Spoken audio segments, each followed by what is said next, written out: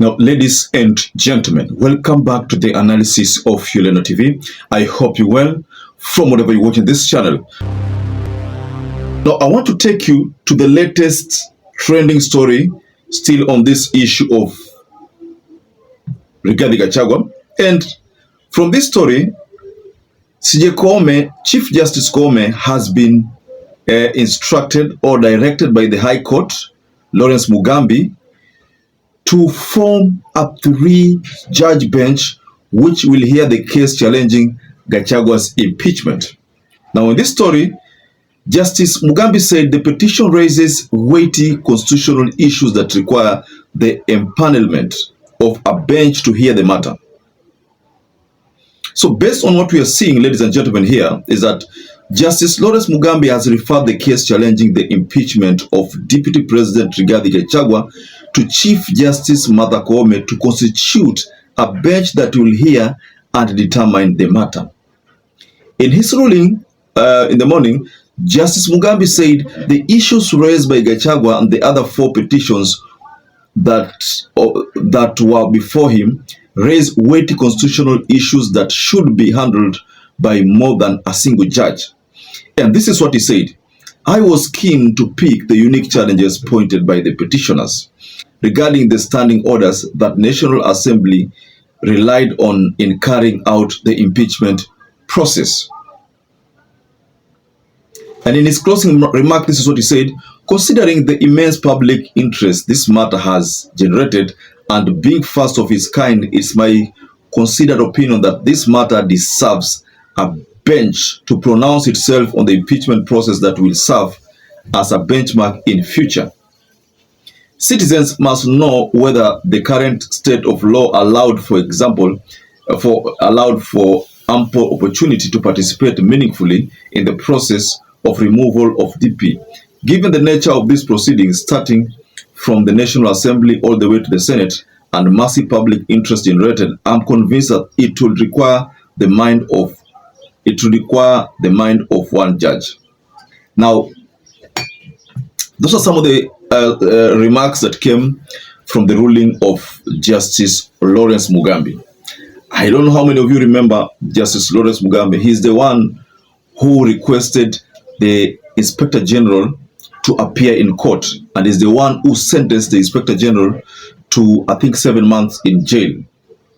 You remember that story? A story that trended last month. Now, let's get back to this directive from Lawrence Mugambi, the judge, the High Court judge, to CJ Martha Koome. So before you get further on this analysis, please like this video. It is so important if you like this video. I'm so grateful for everyone who has been liking our videos. I don't take that for granted. Subscribe to our channel if you're not subscribed before, and to existing subscribers, thank you so much for your support. Lawrence Mugambi made a very, very unpopular decision, but one that Paul Mwite had requested. This is a request that was fronted by Paul Mwite, when Paul Mwite said that impeachment is not about the numbers in the National Assembly. This is supposed to be a constitutional process, and the people of the Republic of Kenya, they have to be listened to. What Paul Mwite was trying to say in that statement is that the impeachment process was shrouded with anomalies, meaning the National Assembly failed to pay into consideration the public participation exercise, and they ended up fronting numbers which could not be justified. The justification would have been maybe in Changamwe County constituency, 4 votes.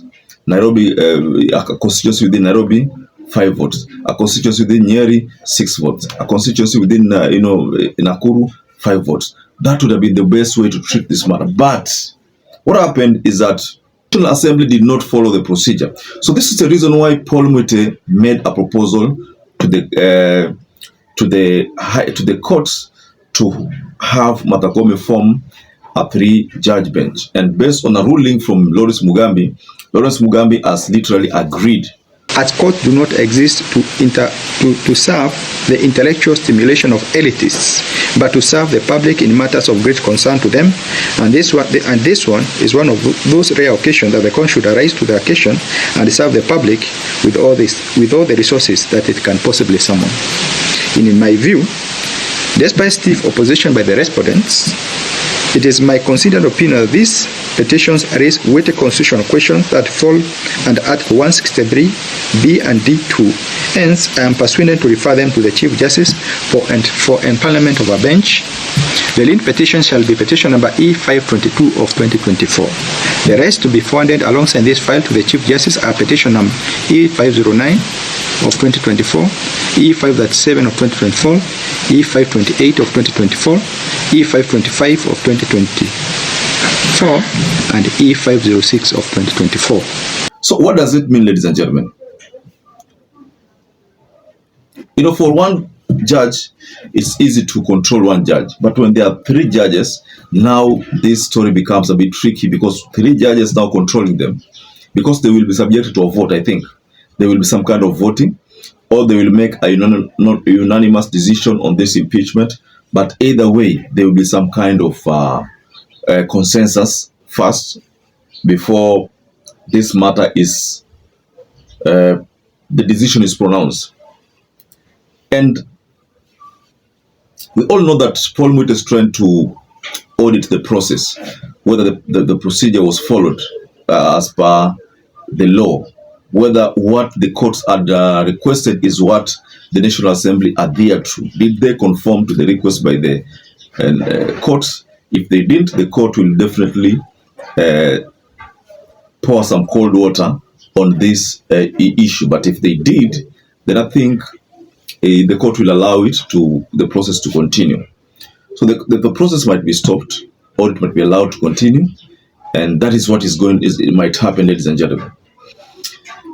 So this is some kind of reprieve for the legal team of Rigathi Gachagua, especially led by Paul Mwite, who is the lead lawyer in Rigathi Gachagua's legal team, Paul Mwite. And Paul Mwite is the person who requested for a team to be formulated by Martha KOOME, and the courts have agreed. So to me, I find this is a plus to the team of Rigathi Gachagua. So I want to rest my case here. But what do you think about this latest development coming from the courts? Lawrence Mugambi making a very shocking pronouncement there, but one that was expected.